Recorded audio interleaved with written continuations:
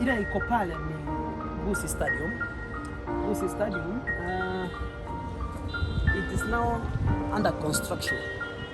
Hii stadium ilikuwa imechengwa na county government at a cost of over 200 million shillings some few years ago.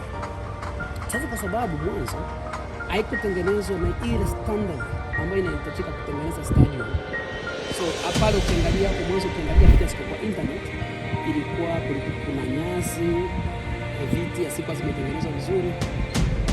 Lakini sasa national government, kwa sababu ukijenda alikuja hapa Mashkadi akapromise kwamba hii stadium ataitengeneza upya. Sasa ameitengeneza, hii ni national government project. Sasa ukiangalia vile imechimbwa kwenda chini na terrace sasa tainuka juu, so that wale watu wanatazama kutoka juu wanatazama kwenda chini, they have a good view of the stadium. Sasa unaona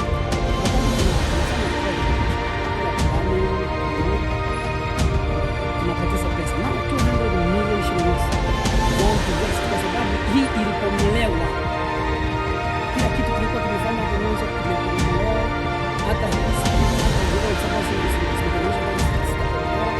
kila kitu yani start from zero. So hapa county government imeonyesha kwa 200 million shillings za kufanya kazi ya high standard, kazi hafifu. So hii ni mali ya wananchi, lazima tuonyeshe katika everyone is held accountable. So that's it.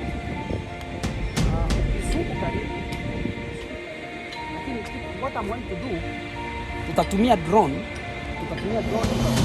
juu, itaenda pale so that you can be able to have aerial view from above, yani mjane kutoka juu, because sports ni kitu cha maana sana, kwa sababu we need sports facilities so that we can enhance our sport activities, so ile itakuwa facility muhimu training, kufanya sports, kwa sababu najua Gusii na kazi mingi which we need really to work on. So far that's the stadium, that's what's going on, and nitaendelea kuonyesha mambo mengine hapa Kisii County, katika hii town ya Kisii, so that you have a good understanding of what's going on. Thank you so much.